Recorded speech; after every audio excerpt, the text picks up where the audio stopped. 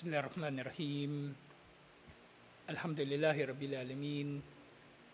Wassalatu wassalamu ala asyrafil anbiya'i wal mursalin. Nabiyina Muhammadin wa ala alihi wa sahbihi ajma'in. Assalamualaikum warahmatullahi wabarakatuh. So insyaAllah, Ar-Rusul wa Risalat. So yung huling natalakay natin, yung mga naiulat sa mga hadith tungkol sa kung ano yung nalalaman ng mga Hudyo at mga Kristiyano tungkol kay Propeta Muhammad sallallahu alaihi wasallam.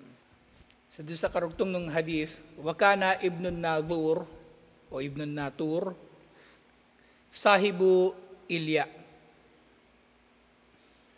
wa Herakil sukufan ala Nasara Syam. Yung panahon daw na yon, ang governor ng Jerusalem ay si An-Natur o Ibn Natur. So maaring si Heraclius sa panahon na ito ay nandun siya sa Jerusalem nung nagkaharap sila ni Abu Sufyan. O maaring dun din sa Damascus. So si Ibn Natur ang gobernador ng Jerusalem at si Heraclius naman ang pinuno ng mga Kristiyano sa Syria. Yuhadithu anna Herakil hina kadima Ilya asbaha yawman kabitan nafs. So doon sa isa pang ulat nga o karugtong ng ulat na ito, nang dumating daw si Heraclius doon sa Jerusalem, nagkasakit siya. Faqala ba'du batarikatihi kadistankarna hayataka. Qala Ibn Natur wa kana Herakil Hazzaan yanduru fin nujum. Sasabi ng mga ilan sa mga pinuno ng mga pari doon na hindi na maganda ang nakikita nila kay Heraclius. So maaaring matindi yung sakit niya sa panahon na ito. At sa panahon na ito, si Heraclius daw habang siya ay may sakit, siya daw ay nakatingin sa mga bituin. At siya nga ay mayroong kaalaman sa pagtingin sa mga bituin. So meron siyang alam sa astrology o astronomy. Faqala lahum hina sa'aluhu inni ra'aytu al-laylata hina nadartu fin nujum malikal khitan kad-dhahar. So sabi niya doon sa mga tao nang dumating sila sa kanila o sa kanya, nang tinanong nila siya tungkol sa ginagawa niya, sabi niya nakita niya raw sa gabi na ito ang mga bituin at nakita niya rito ang mga palatandaan na darating ang hari ng mga khitan, ang hari ng mga tuli, kumbaga natuli, yung circumcised ay lumitaw na. At syempre, tawag nila dito sa hari ng mga natuli, siya yung pinuno ng mga mananampalataya, ang propeta na darating. Faman yaqtatinu min hadhihi al-ummah qalu laysa yaqtatinu illa al-yahudu fala yuhimmannaka sya'nuhum. So nagtanong siya, sino ba ang tuli sa umma na ito? Kumbaga sa panahon nila, sino sa mga tao na nandun sa panahon nila ang natuli? Sasabi ng kanyang mga kasama, ang mga Hudyo lang ang alam nila na tuli. At huwag na siya mag-aalala sa kanilang kalagayan. Kasi, kumbaga, noong panahon ni Heraclius, ang mga Hudyo ay nasa ilalim ng kanilang kapangyarihan. At actually, sa panahon pa lang ni Isa alayhis salam, sakop na ng Roman Empire ang kabuuan ng Palestine. At ang mga Hudyo, technically, wala na sila talagang significant na presence sa Palestine. Nagsimula na yung diaspora, napunta na sila ng Europe, napunta na sila ng Medina. May mga Hudyo pa na napunta sa iba't ibang mga lugar. Wala na sila doon talaga halos. Sasabi ng mga kasama ni Heraclius, huwag kang mag-alala tungkol sa kanila. So ito ay katulad, kumbaga yung nararamdaman dito ni Heraclius, katulad ng naramdaman ni Paraon, na kumbaga lumitaw na yung propeta at nakita niya yung mga palatandaan, kaya siya ay nag-aalala na kumbaga ang propeta na ito ay magpapasimuno ng pag-aaklas laban sa kanya. At ganoon din si Herodes, kaya pinapatay nila yung mga baby. So ganito rin si Heraclius sa pagkakataon na ito, nag-aalala siya na dumating na ang propeta na magpapasimuno ng pag-aaklas sa kanila. Sasabi nga nung kanyang mga kasama, "Uktob ila madayin mulkika." Huwag mo alalahanin ng mga Hudyo, sumulat ka na lang sa mga lungsod sa iyong kaharian. "Fayaktulu man fihim minal Yahudi." Sumulat ka na lang sa kanila na patayin nila ang sinumang Hudyo na nasa ilalim ng kanilang pamumuno.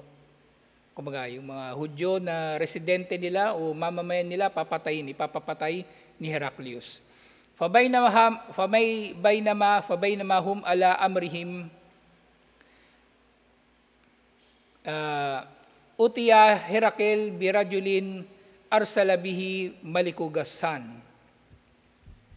So habang nag-uusap-usap sila si Heraclius at yung kanyang mga pinunong pari, dumating ang mensahero ng hari ng Gassan. Ang Gassan, mga Arabo sila pero mga Kristiyano. Mga Kristiyanong Arabo at yung teritoryo nila malapit na sa Syria. At yung mga Gassan, actually nung panahon nga ng labanan sa Mu'tah, sila yung kalaban ng mga Muslim, yung Gassan. Pinatay nila yung mensahero, yung ambassador ni Propeta Muhammad sallallahu alaihi wasallam. At marami pang iba't ibang mga, kumbaga, nangyari sa pagitan nila. At actually, ang mga Muslim sa Madina, bukod sa Quraysh, ang Gassan ang pinangangambahan nila na sasalakay sa kanila. Kaya nakwento ko na ito minsan, nababanggit sa ilang mga hadith. Minsan merong tao na kumatok sa pinto ni Umar bin Khattab radiyallahu anhu. Di ba kapag may kakatok, 3 beses ka lang kakatok, kapag hindi sumagot yung tao, bumalik ka na lang. Pero ito hindi tumigil. Katok ng katok kay Umar bin Khattab. Pagbukas niya ng pinto, sabi niya, "Ano bang nangyayari? Sinasakop na ba tayo ng Gassan?" So matindi yung, kumbaga, yung pangamba ng, kasi yung Gassan, ang Quraysh kasi, kung titingnan natin, limitado lang sila sa Makkah. Nagagawa lang nilang dumami sila kasi marami silang nare-recruit para sumama sa kanila. Pero ang Gassan, marami talaga sila. At syempre, kakampi nila yung mga Romano. So yung Gassan, yung hari ng Gassan, nagpadala ng mensahero kay Heraclius. Yukbiru an kabari Rasulillahi sallallahu alaihi wasallama. At yun nga, itong mensahero na ito, nagdala ng balita kay Heraclius tungkol kay Propeta Muhammad sallallahu alaihi wasallam na lumitaw na nga siya. At siya ay nagpakilala ng propeta. Nagpakilala na siya ay propeta. At maaring itong panahon na ito, yun nga, nandun na sila sa Madina. Nandun na rin sa Madina. Kasi doon sa Makkah, limitado lang ang da'wa. Pero doon sa Madina, naging malawakan ang da'wa. So itong karugtong ng hadith na ito ay maaring nangyari bago pa yung pagtatagpo mismo ni na Abu Sufyan at Heraclius, o maaring pagkatapos din. Wala namang problema sa chronology. Kumbaga dagdag lang ito na detalye. Falamma stakhbarahu Herakil, qala idhabu fanduru amukhtatinun huwa amla. So pagkatapos na magbalita ng mensahero kay Heraclius, sinabihan niya yung kanyang mga kasama o kanyang mga sundalo, tingnan nga ninyo kung tuli ba ang tao na yan. Yung tao na yun, yung mensahero ng hari ng Gassan, kasi Arabo rin naman sila. So tiningnan nila kung siya nga ay tuli, fanadaru ilayhi, at tiningnan nga nila, fahaddathuhu annahu mukhtatin, at pinabatid nga nila kay Heraclius na ang tao na ito, ang mensahero ni Gassan, ng hari ng Gassan, ay tuli din. So, ibig sabihin yung pagpapatuli, bukod sa mga Hudyo, nagpapatuli rin ng mga Arabo na isang tradisyon na natutunan nila o kaya ay nakuha nila mula kay Ibrahim alayhis salam at Ismail alayhis salam. Hindi na sila sumusunod sa relihiyon ni Ibrahim at Ismail alayhim assalam, pero meron mga tradisyon nila na patuloy nilang tinutupad. Yung Hajj, di ba? Yung Hajj, patuloy nilang ginagawa. At yung pagpapatuli, patuloy nilang ginagawa. Actually, dito sa Pilipinas, nalaman ko, kahit pala yung mga Bisaya, nang dumating dito yung mga Kastila, kahit yung mga Bisaya, nagpapatuli rin sila. Hindi lang yung mga Muslim, hindi lang yung mga Moro. Hindi lang yung mga Moro sa Maynila o yung mga Moro sa Mindanao o Palawan, sa Sulu. Pati mga Bisaya daw, naobserbahan nila na nagpapatuli rin. So yun ay, kumbaga, hindi naman patunay na Muslim sila, pero maaring ang dahil sa cultural exchange, maaring natutunan nila yung bagay na yun, at ginawa na rin nila. Ginawa na rin nila. So tuli din yung Gassan. Tuli din ang Gassan. Waqala Herakl hada maliku hadihil umma qad dahara. Na yun nga sinabi ni Heraclius, so ang hari daw ng umma na ito, hari ng mga Arabo ay lumitaw na. At tinutukoy nga niya si Propeta Muhammad sallallahu alaihi wasallam, thumma kataba Herakl ila sahibin lahu bi Rumiya. At sumulat si Heraclius doon sa kanyang kasama sa Roma.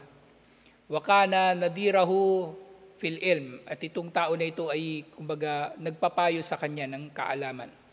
Wasara Herakl ila Hims, at si Heraclius ay pumunta nga ng Hims doon sa Syria. Falam yarim Himsa hatta atahu kitabun min sahibihi yuwafiku ra'ya Herakl ala kurujin Nabi sallallahu alaihi wasallam. So tinanong ni Heraclius doon sa kanyang kaibigan ay kung anong kanyang pananaw sa mga nakita niyang mga palatandaan. At sumasang-ayon ang kanyang kaibigan na dumating na nga ang panahon ni Propeta Muhammad sallallahu alaihi wasallam. Wa annahu nabiyyun. At ang propeta na ito o ang tao na ito na magiging hari ng mga Arabo, siya ay propeta rin.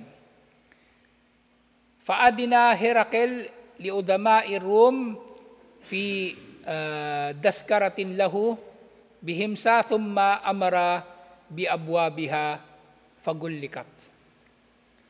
So pagkatapos nito, ipinatawag niya yung kanyang mga ministro lahat-lahat. At nagtungo na nga sila doon sa kanyang kumbaga korte.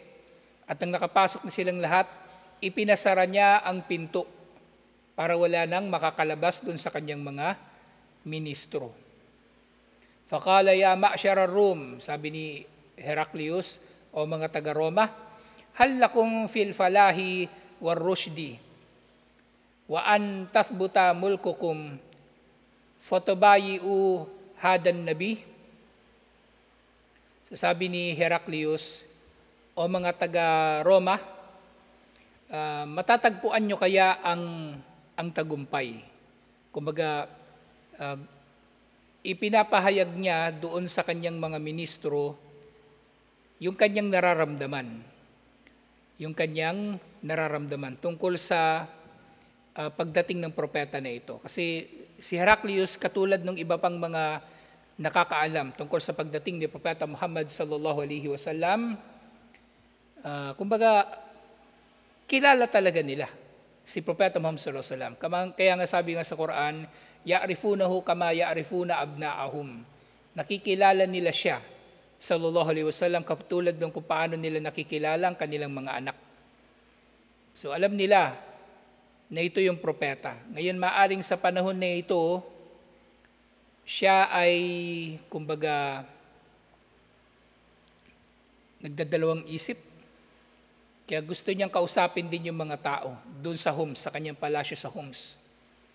Kaya nga sabi niya, kung gusto ninyo ng tagumpay at gusto ninyo ng gabay at nais ninyo na manatili ang imperyo ninyo, yung ngayong Byzantine, na actually, ilang beses nang bumagsak ang Roman Empire.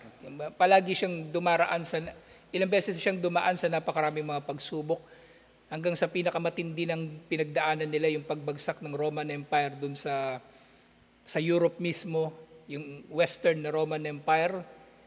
dahil sa pagsalakay ng mga barbarian. At sila naman ngayon ay nakaranas din ng iba't ibang mga pagsalakay. So kung gusto ninyo na manatili ang imperyo ninyo, sabi ni Heraclius doon sa kanyang mga kasama, kung gusto ninyo na magtagumpay at magabayan at manatili ang inyong impyerno, magbaya kayo sa propeta na ito na parating. Fahasu haysatan humuril wahshi ilal abwab. Pero pagkatapos sa sabihin ito ni Heraclius, nagtakbuhan yung mga tao palabas patungo sa pinto. Nag-walk out sila kumbaga kay Heraclius. Hindi nila nagustuhan ang sinabi ni Heraclius. Hawajaduha qad gulikat. Pero yun nga, nakita nila ang pinto na naisara na. Falamma ra'a Herakil nafratuhum. At nang nakita ni Heraclius ang kanilang pagtanggi. Wa ayasa minal imani qala rudduhum alay. Nang nakita ni Heraclius ang kanilang pagtanggi at nawalan na siya ng pag-asa na mananampalataya ang kanyang mga kasama, sinabi niya, ibalik ninyo silang lahat sa akin. Pabalikin ninyo silang lahat sa akin. At nung bumalik na yung mga tao, yung kanyang mga ministro, at siyempre maaaring nandun na rin yung mga general, yung mga pari, mga obispo. Wakala inni kultu makalati anifan. Aktabiru biha shiddatakum ala dinikum. Ang sinabi ko kanina ay para lamang subukan kayo kung gaano kayo katindi kumapit sa inyong relihiyon. So yun na lang yung pinapalusot ni Heraclius. Yun na lang ang kanyang sinabi. Gusto ko lang kayo subukan, kaya ako sinabi yung sinabi ko kanina. Faqad ra'aytu fasajadu lahu waradu anhu. At yun nga, ayon doon sa nag-ulat, nakita niya na yung mga tao sa sobrang tuwa nila sinabi ni Heraclius, nagsujud sila at nalugod na nga sila kay Heraclius. Fakana dalika akira sya'ni Herakil. At ito na ang huling bagay na mahalaga na naiulat tungkol kay Heraclius. Na tumanggi siyang manampalataya kay Propeta Muhammad sallallahu alaihi wasallam bilang sugo. Na siyempre, tumanggi na rin siya kay Allah bilang nag-iisang Diyos na marapat sambahin. At yun nga, sa panahon ni Umar bin Khattab radiyallahu anhu, nasakop ng mga Muslim ang Damascus at mula doon sa Damascus nga, bago pa man makapasok doon, sina Abu Ubaidah, tumakas na si Heraclius papuntang Constantinople at doon na siya namatay. Doon na siya namatay at namatay siyang hindi mananampalataya, waliyadu billah. So ito yung hadith na ito na medyo mahaba, alhamdulillah, pero marami tayong mapupulot na aral, alhamdulillah. So sumunod na bahagi doon sa talakayin dito sa aklat ni Sheikh Omar al-Ashkar tungkol sa Ar-Rusul wa Risalat, na nga nababatid ng mga Hudyo at ng mga Kristiyanong tungkol kay Propeta Muhammad sallallahu alaihi wasallam. Ayaw lang talaga nilang maniwala sa kanya. Kumbaga, sa sobrang pagmamalaki nila, sa sobrang yabang nila, hindi nila tinanggap si Propeta Muhammad sallallahu alaihi wasallam at sa sobrang pagkaligaw nila sa kabila nito, naghahangad pa rin sila ng mabuti kay Allah. Hinahangad pa rin nila na kahabagan sila ni Allah o tatanggapin sila ni Allah sa paraiso at iba't iba pang mga maling paniniwala nila. Kaya makikita natin dito na ang gabay talaga kapag hindi nasumpungan ng tao, makikita natin sa kanya yung lahat ng mga illohikal na mga paniniwala at mga gawain, pero hindi niya na ito napapansin. Hindi niya na ito napapansin. Kumbaga nandun na siya sa pinakamalalim o pinakamalayo na pagkaligaw, waliyadu billah. Si sumunod na bahagi ng libro, sa may sunod na chapter nito. Ang sumunod na bahagi, an-nadru fi ahwalil anbiya. Sa inyo nga, nabanggit na natin at talakay natin yung mga naiulat mula sa mga aklat ng mga Hudyo at mga Kristiyano tungkol sa pagdating ni Propeta Muhammad sallallahu alaihi wasallam at nakikilala nga nila siya. At naiulat na rin sa mga hadith na napagtibay kung paano nakikilala ng mga Hudyo at mga Kristiyano si Propeta Muhammad sallallahu alaihi wasallam. So ngayon, an-nadru fi ahwalil anbiya. Isang kumbaga buod ng pagtalakay sa kalagayan o sitwasyon ng mga propeta. Na kumbaga inilalagay ito sa konteksto na hindi talaga mapagkakamalian ng ahlul kitab na kilala nga nila si Propeta Muhammad sallallahu alaihi wasallam. Nga, unang binanggit dito Sheikh rahimahullah, idha syi'ta an tusabbira gawral insan wa tata'arrafu ala sidkihi wa amanatihi fa innaka tanduru fi kasamati wajhihi. Isang tao raw, naturally, kung gusto niyang malaman ang tungkol sa pagkatao ni Numan at kung gaano siya kamakatotohanan, ay maaring titingnan ng tao ang mukha ng tao na yun. Kung mukha ba siya mapagkakatiwalaan? Kasi, di ba, maaring totoo ito. Kasi nga, di ba, meron tinatawag na firasa, na yung mga tao maaring meron silang mukha na makikita, hindi nila alam yung katauhan ng tao na yun, pero masasabi nila agad, mukhang mandurugas. Mukhang mandurugas, mukhang hindi papahuli ng buhay. So pwedeng ganon, titingnan ng tao ang mukha ng tao.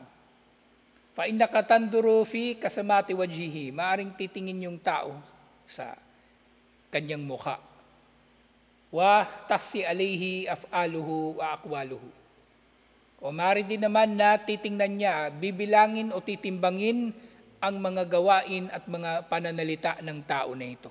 At syempre, ito yung mas accurate. Wala tayong masyadong pagpapahalaga sa itsura ng tao. Although meron naman talagang posibleng magiging epekto yun sa katauhan ng tao. Pero magiging batayan talaga natin sa pagiging makatotohanan ni Numan yung kanyang mga gawain. At iahambing natin ito sa kanyang mga sinasabi. Kung magkatulad ba yung kanyang sinasabi sa kanyang mga ginagawa. Siyempre kung yung kanyang mga ginagawa ba ay nagdudulot ng pakinabang o pinsala. Wa turaqibu harakatuhu wa sakanatuhu. Siyempre, yung tao, para makilala niya yung tao, pagmamasdan niya ang mga pagkilos nito at hindi pagkilos nito. Kasi may kilala natin ang pagkatao ni Numan sa pagkilos nito. Paano siya kumilos at ano ang mga dahilan kung bakit siya kumikilos. Siyempre, meron ding makukuhang impormasyon doon sa mga bagay-bagay na hindi niya ginagawa. Diba? Meron mga bagay, halimbawa, may mga bagay na kapag nangyari, nagre-react agad yung tao, pero merong bagay na kapag nangyari, wala siyang pakialam. So may kita natin mula roon yung kanyang pagkatao. Ano ba yung kanyang pinahalagahan?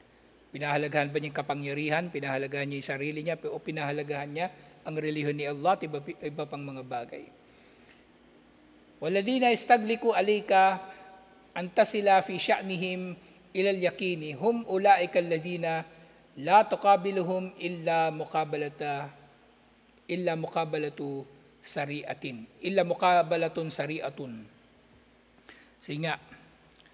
So merong mga tao na hindi ka talaga nga magkakaroon ng tiyak na pagtataya sa kanilang pagkatao. Lalong-lalo na kung sandali mo lang silang nakasama.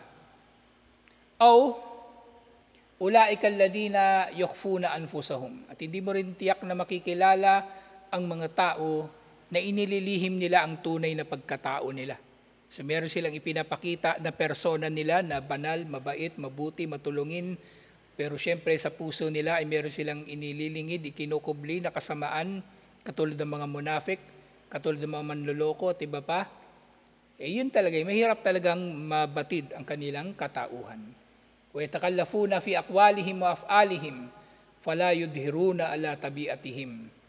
Na sila ay kumbaga naglalaro-laro sa kanilang mga sinasabi at ginagawa na hindi nga talaga malalaman ng tao kung anong kanilang pagkatao. Pero yun nga, sa kabila nito, kung iahambing naman sa mga propeta, wal anbiya wa rusulu kanu yukhalituna aqwamahum. Pero yung mga propeta, na nakikisalamuha sa kanilang nasyon. Wa yujalisuunahum wa yuashirunahum, na nakikitungo sa kanila, nakikipagkapwa-tao sa kanila. Wa yuamilunahum fi umurin syatta, na mga propeta na ito sila ay nakikiisa sa kanilang nasyon sa anumang bagay. Wa bidalika yatasanna linnasi an yadrusuhum an kafabin, na sa pamagitan ng kanilang pakikitungo na ito ay nagkakaroon ng mga tao ng pagkakataon na matimbang ang pagkatao ng mga propeta. Wa yata'arrafu ilayhim an kurub, at nagagawa nila na makasalamuhan nila ang mga propeta na dahil dito ay higit nilang nakikilala ito ng malapitan. Walaqad kanat Quraysh tusammi Rasulullah sallallahu alaihi wasallam qabla bi'thatihi bil amin. Nga si Propeta Muhammad sallallahu alaihi wasallam, dahil sa kanyang madalas na pakikisalamuha sa Quraysh, kahit ang Quraysh bago pa man naging propeta si Propeta Muhammad sallallahu alaihi wasallam, ang tawag nila sa kanya Al-Amin. Ang tawag nila sa kanya Al-Amin. So sinasabi dito ni Sheikh Omar Al-Ashkar, so maraming iba't ibang paraan na ang tao ay maaring makakahinuha sa pagkatao ni numan. Pero bandang huli, ang magiging dahilan na makikilala natin ang katauhan ni numan ay ang makasama sila ng matagal. Makasama sila ng matagal. So ngayon, si Propeta Muhammad sallallahu alaihi wasallam, yung nga, nakikilala siya ng Quraysh bilang Al-Amin. Hindi naman siya nag-angkin nito para sa kanyang sarili. Ang Quraysh ang nagtawag nito sa kanya. Wadhalika lisidkihi wa amanatihi. Tinawag siyang Al-Amin dahil sa kanyang pagiging makatotohanan at pagiging mapagkakatiwalaan. Wa indama qala lahumur Rasul sallallahu alaihi wasallam fi matla'id da'wa. Pero yun nga, dahil nga dito rin, nang tinawag sila ni Propeta Muhammad sallallahu alaihi wasallam minsan, nang sinimulan na niya magda'wa sa kanila, law akhbartukum anna wara'a hadal wadi khailan turidu an tugira alaykum akuntum musaddiki. Kaya nga raw nung nagda'wa si Propeta Muhammad sallallahu alaihi wasallam sa kanila sa unang da'wa niya, kung sasabihin ko sa inyo na nasa likod ng lambak na ito ang mga kabayo o mga kalaban na nakakabayo na nagnanais na salakayin kayo, maniniwala ba kayo sa akin? Ang sinagot ng Quraysh, qalu ma jarabna alayka kadhiba. Hindi kami nakatikim o nakaranas sa iyo ng pagsisinungaling. Wa qad arshada al-Qur'anu ila hadan no min al-istidlal. So mula rito, ang Quran ay kumbaga nagpapabatid sa ganitong istidlal o na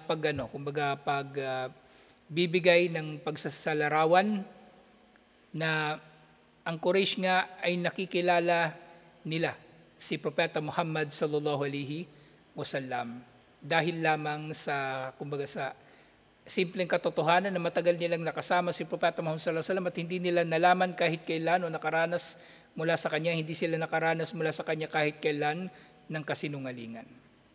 So ganito nakikilala ng Quraysh si Propeta Muhammad sallallahu alaihi wasallam. Wa qad arshada al-Qur'anu ila hadan no min al-istidlal, at sinabi nga ni Allah sa Quran sa ganitong kadahilanan o pagdadahilan na nakikilala talaga ng Quraysh si Propeta Muhammad sallallahu alaihi wasallam. Kullu sya Allahu ma talawtuhu alaikum wala adrakum bihi faqad labithtu fikum umram min qabli afala ta'qilun. Sasabi ni Propeta Muhammad sallallahu alaihi wasallam o pinapasabi ni Allah kay Propeta Muhammad sallallahu alaihi wasallam sa Quraysh, kung ninais lamang ni Allah ay hindi ko binasa sa inyo ang Quran at hindi ko rin ito pinabatid sa inyo. Nalalaman ninyo na ako ay nabuhay o namuhay kasama kayo ng mahabang panahon bago pa ang pagkapropeta. Kaya hindi ba kayo mag-iisip? Hindi ba kayo nag-iisip na, hindi ba kayo nag-iisip na alam ninyo na hindi ako nagsisinungaling tapos pagbibintangan nyo ako ngayon ng pagsisinungaling? So ganito si Propeta Muhammad sallallahu alaihi wasallam. Nakakatiyak ang Quraysh na hindi talaga siya nagsisinungaling. Pero nung nagsasalita na siya tungkol sa katotohanan, bigla naman silang nagbintang sa kanya ng kasinungalingan, ng pagiging baliw, ng kumbaga sinapian, at iba't iba pang ibinibintang nila sa kanya. Yan nga, yakulo lahum, lakad makathtu fikum zamanan laysa bilyasir, na natili ako na namumuhay kasama kayo sa panahon na hindi kakaunti, mahabang panahon. 40 years old na naging propeta si Propeta Muhammad sallallahu alaihi wasallam. Napakahabang panahon na nakilala ng Quraysh si Propeta Muhammad sallallahu alaihi wasallam sa lahat ng kanyang mga katangian na kapuri-puri. Qabla an ukhbirukum bi annani nabi. So bago pa ako nagsabi sa inyo na ako'y propeta, nakasama ninyo ko ng matagal na panahon. Fa kayfa kanat sirati fikum.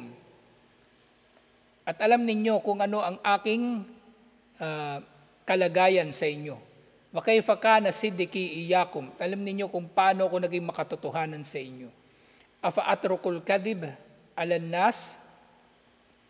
So pinapasabi sa kanya na sa haba ng panahon na ito na magkasama si Propeta Muhammad sallallahu alaihi wasallam at ang Quraysh, na sa ngayon pa ba siya magsisinungaling sa mga tao? Ngayon pa ba siya magsisinungaling sa mga tao? Wa akdibu ala rabbin nas. At ngayon pa ba siya kumbaga magsisinungaling sa kanyang Panginoon? Na kumbaga, kung noon hindi nga niya nagagawang magsinungaling sa tao, paano niyang magagawa ngayon na magsinungaling laban sa Panginoon ng mga tao? Afala taqilun, hindi ba kayo nag-iisip? Ala ta'lamuna uqulakum latahtadikum ilal haqq. Ala ta'maluna uqulakum latahtadikum ilal haqq. Hindi ba ninyo ginagamit ang inyong mga utak, ang inyong mga isip upang magabayan kayo patungo sa katotohanan? Si Propeta Muhammad sallallahu alaihi wasallam, siyempre sa pamagitan ng wahi, buong kanyang pag-unawa na nakikilala siya ng Quraysh. Kaya itong mga sinabi niya na ito, sallallahu alaihi wasallam, lahat ng ito ay humahamon sa Quraysh sa lahat ng kanilang pagpapasinungaling kay Propeta Muhammad sallallahu alaihi wasallam. Lahat ng kanilang mga sinasabi laban kay Propeta Muhammad sallallahu alaihi wasallam, ibinabalik din sa kanila ni Propeta Muhammad sallallahu alaihi wasallam na may kasamang hamon. Na nga, ya'rifunahum kama ya'rifuna abna'ahum. Naikilala nila si Propeta Muhammad sallallahu alaihi wasallam, pero kaya sa iba pang kahulugan, nakikilala nila si Propeta Muhammad sallallahu alaihi wasallam na katulad ng pagkakakilala nila sa kanilang mga anak, pero sa kabila nito, talagang nagbubulag-bulagan ng sila at nagmamaang-maangan tungkol sa bagay na ito. So ito yung pagpapatuloy natin, alhamdulillah, dito sa mga katangian, inshallah, ng mga propeta, na mula rito ay nakapokus naman ito, yung pagtalakay ni Sheikh Omar Al-Ashkar sa katangian naman ni Propeta Muhammad sallallahu alaihi wasallam na nakikilala ng mga tao at hindi nga nila mapasisinungalingan, pero kanilang itinatanggi at kanilang kumbaga nagmamaang-maangan sila tungkol sa mga katangian na ito, wal-iyadu billah, dulot ng kanilang pagkaligaw. Tutuloy natin ito inshallah. Assalamualaikum warahmatullahi wabarakatuh.